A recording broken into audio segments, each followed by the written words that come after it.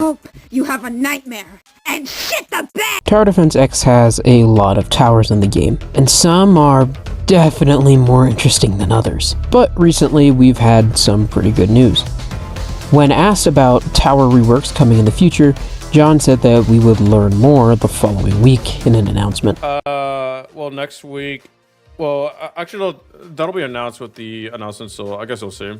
So my brain has been running wild with ideas about towers that both could get a rework and should get a rework.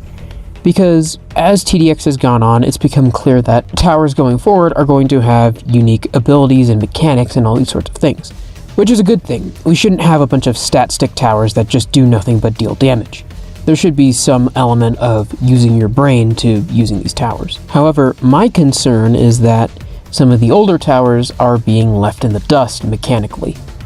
We saw this with Shotgunner, who was probably the worst and least interesting tower in the whole game, and then it got a rework which gave it multiple unique abilities and stats that made it stand out and is now generally one of the better towers in the game. I believe that many towers in TDX, especially the ones that are older and came out pre-Endless, kind of have this issue where one or sometimes even both of the paths are just really uninteresting. These are what are known as stat sticks. Like I just said, a stat stick is essentially just a tower that only exists to deal damage. It doesn't really have any passive or active abilities that make it stand out or be unique or special. There's nothing wrong with a few towers in the game being stat sticks. I think some towers that are fine the way that they are, Bottom Path Railgunner and Bottom Path Juggernaut, because, well, they have some defined roles, even as just a stat stick. However, there are many other towers with specific paths or just the entire tower that are just boring, and I just wanted to name a few as well as some ways that they could be fixed. And also, just because a tower has some unique mechanics doesn't necessarily mean that it's all that great. Naturally, obviously, we have Sniper. I don't think I even need to talk about Sniper. I feel like he's probably one of the highest candidates for getting reworked considering how much it's been requested, not just by me, but many other people in the community. Yes, Sniper can beat Expert with support, but I think to anyone with any sense of media literacy, I think you would know that not only does that take an extremely long amount of time, it can also only be done on one map that is flat with no obstructions to vision, and also it took around like 2 hours. Also, I don't think a new player would have the skills to do that considering you have to reposition your entire defense multiple times.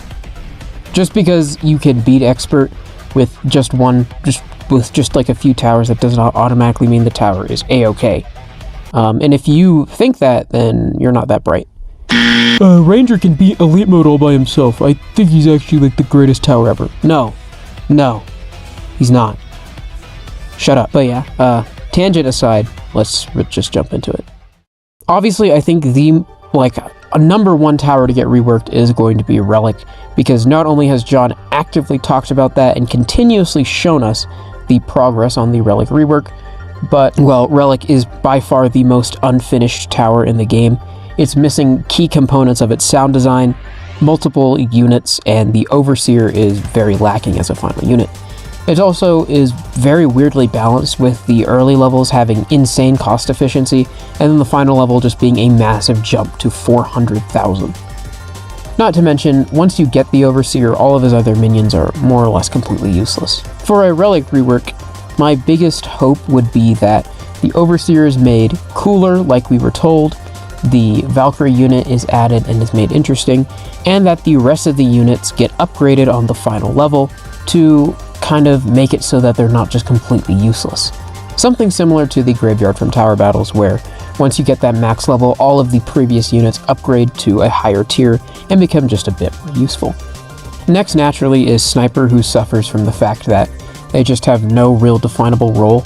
They're just mid at best at everything, and everything that they do, other towers do better, both towers that are cheaper and more expensive than it. It also just has terrible health and terrible cost efficiency, and its stealth mechanic literally means nothing. I feel like the main issue with it is they tried to give it Pierce on both paths, when in reality it should be more defined, kind of like the Sniper and Tower Blitz. I feel like the top path should be a single target tower that deals very high damage, and the bottom path should be a fast-firing pierce tower. Similar design philosophy to the machine gunner, but kind of swapped and made a bit more extreme. That's really all for like main towers. I feel like all the rest of the towers, there's just really just like one path that is just kind of off. Like top path mine layer just has no reason to exist. It's so terrible. Like, I don't really know why you would get it. I feel like the only people who would get the top path of mine layer are just complete noobs. Like, I don't know why you would ever use the top path of mine layer. Just ever. Ever. And then we have top path grenadier, which is just a super boring tower. I mean, grenadier as a whole is kind of a boring tower, but at least his bottom path has good use as good stunning and damage. The top path has the same DPS as bottom path, but no stunning and hidden detection just a little bit earlier. Which, like, it's not even like a boon because the bottom path also gets hidden detection, so like it just does not make sense why you would ever get top path in the grand scheme of things. I think top path definitely needs something for itself, whether that be cluster bombs or fire bombs or just something, man. Just something to make top path actually stand out. And then, naturally, top path juggernaut. Top path juggernaut is pretty outclassed by machine gunner and sentry, in my opinion, not to mention laser gunner and golden ranger. There's a lot of towers that can outclass the top path of juggernaut by dealing more DPS, having more range, or just having something else unique about it, like laser gunner having his shock rounds and 2 pierce, which technically means that his DPS is higher than the top path juggernauts, and that guy has hidden detection, which for some reason this path just does not have for whatever reason. I think John has talked about reworking the top path of juggernaut before, giving it explosive rounds, which I think would be super cool to have a fast firing splash tower, and I think that would definitely make up for the fact that it does not have hidden detection. If it's like a big splash tower, that would be really, really cool. There's probably more towers in the game that need reworks.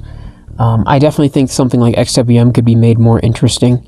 I wish they would make XWM a more interesting tower, especially on the top path, but that's not neither here or there. It's not like it's weak or anything, so it's not really too much of an issue.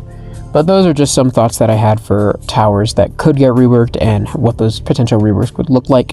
Once again, I think TDX does a good job with towers, the new ones, but it's just these older ones that just seem super boring. And that's what gives people the impression, oh, there's power creep. Oh. But yeah, that's really all I got. I'm working on Block Tales and Forsaken videos at the moment, just to kind of level things out since, you know, there's not really much lore stuff with TDX going on right now. So yeah, I look forward to those. Be sure to like, subscribe, and I'll see you guys all next time. Bye.